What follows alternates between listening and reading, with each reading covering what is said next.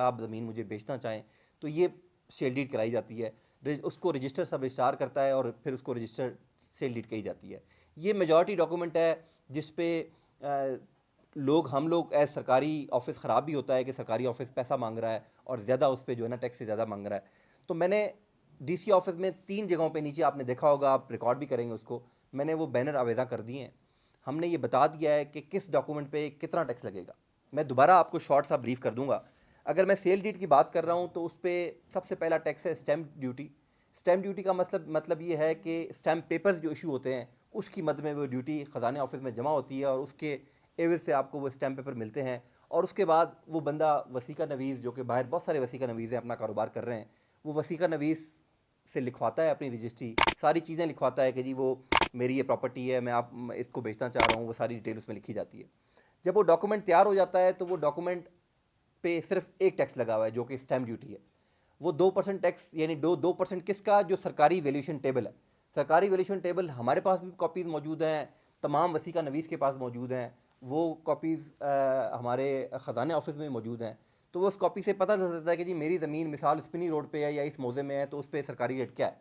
वो उस सरकारी रेट को डीसी रेट कहा जाता है और डीसी रेट के मुताबिक अगर 1 लाख लिखा हुआ है पर एकड़ फॉर एग्जांपल, तो अगर वो 4 फुट बेच रहा है या 10 फुट बेच रहा है अपना रेट निकाल ले और उसके मुताबिक 2% का उस पर स्टैम्प ड्यूटी लगेगी।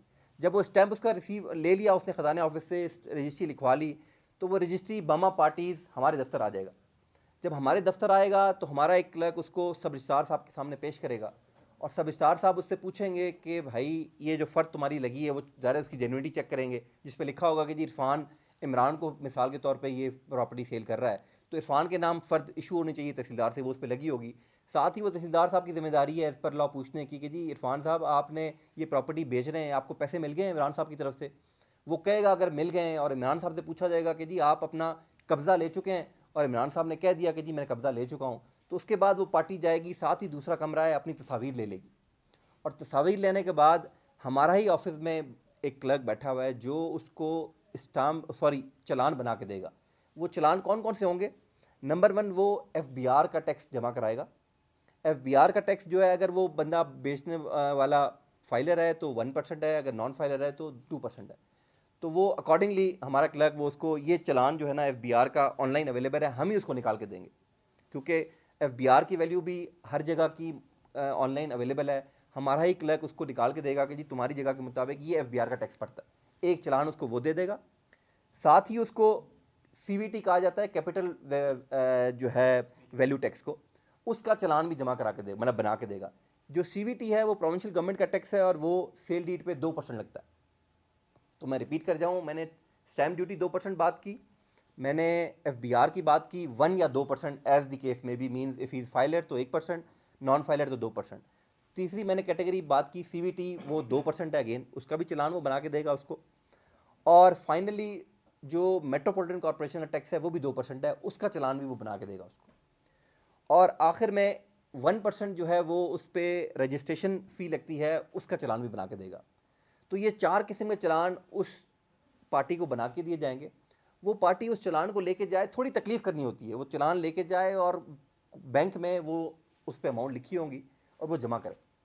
उसके बाद वो वापस आ जाए, वापस आ गए उन चलानों की कॉपी और बमा वो डॉक्यूमेंट उसने दफ्तर में जमा कराने।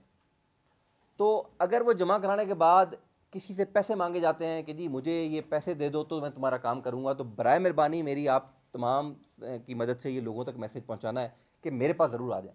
आपको तकलीफ़ ज़रूर होगी, हो सकता है मैं अवेलेबल ना हूँ, किसी मीटिंग में गया हूँ, बट मैं डेली ऑफिस वाला बंदा हूँ और डेली काम निकालने वाला बंदा हूँ। तो बराए मेहरबानी आपको तकलीफ़ ये ज़रूर होगी कि आधा घंटा पौना घंटा अगर DC नहीं है तो को वेट कर लें, बराए मेहरबानी सोसाइटी को फ़ायदा दें, क्योंकि जब तक आपकी मदद एज इन सोसाइटी की नहीं होगी हम चीज़ों को ठीक नहीं कर पाएंगे। ये आप सबकी अपनी जिम्मेदारी है, हमारी भी उतनी जिम्मेदारी है जितनी आपकी जिम्मेदारी है। होता क्या है कि जब लोग बाहर लिखवाते हैं रजिस्ट्री, वहाँ से वो तय करके आते हैं कि जी वो कहता है कि जी मुझे मिसाल के तौर पे तुम्हारा 6,000 रुपये टैक्स है तो मैं तुमसे 10,000 ऊपर लूँगा फॉर एग्जांपल। तो वो पैसे बाहर दे के आता है, उससे हो सकता है मेरे दफ्तर के लोग भी शामिल हो।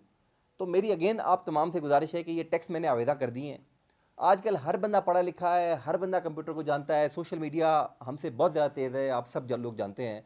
तो उसके बाद मैंने सेल डीड पे बात कर ली। सिमिलरली हमारे पास जनरल पावर अटॉर्नी है, हमारे पास गिफ्ट डीड है जिसको आप हिबा कहते हैं। सिमिलरली हमारे पास जो है ना वो बैंक का लोन होता है जिसको मॉर्गेज डीड कहा जाता है। ये 7 किस्म के डॉक्यूमेंट्स, विल होती है उसको रजिस्टर करना होता है। 7 किस्म के डॉक्यूमेंट्स हैं वो उस पे बैनर पे लगे हुए हैं और उन पे टैक्स किस किस किस्म का कितना % लगेगा वो भी लिखा हुआ है। और ये जो तरीका मैंने आपको बताया ये हमने उर्दू में तमाम जगहों पे पिस्मा कर दिया है। गेट के बाहर भी लगा हुआ है, गेट के अंदर भी 2 जगह लगा हुआ है। तो अगेन मैं रिक्वेस्ट करूंगा आप सबसे कि लोगों तक ये पैगाम पहुंचाएं कि अगर डीसी ऑफिस में कोई आपसे इन टैक्सेस से ज़्यादा पैसे मांगता है तो डीसी को डायरेक्टली बताएं। कंप्लेन तो नॉर्मली बहुत सारी आती हैं, बंदा अननोन का एप्लीकेशन भी भेज देता है। बराए मेहरबानी आपकी सोसाइटी है, आप बाहर निकल के आएँ, मैं आपकी मदद करने के लिए बैठा हूँ। अगर सरकारी दफ्तर डीसी ऑफिस का कोई बंदा इसमें इन्वॉल्व है तो मैं उसके खिलाफ एक्शन लेने को तैयार हूँ। बराए मेहरबानी लोगों को पैसे ना दें।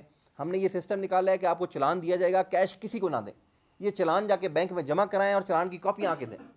और उसके बाद अगर आपको अगले 2-3 दिनों में आपकी रजिस्ट्री का डॉक्यूमेंट नहीं मिल जाता तो तब भी मुझे बताएं कि जी मैंने टैक्सेस जमा कराए हैं, ये सबूत है। ज़ाहिर है एक कॉपी आपके पास भी होती है जो एप्लीकेंट होता है। तो अगर आपको वो टैक्सेस की कॉपियाँ हैं मेरे पास आ जाएँ, मैं खुद एक्शन लेना मेरा काम है, बट मुझे ज़रूर बताएं।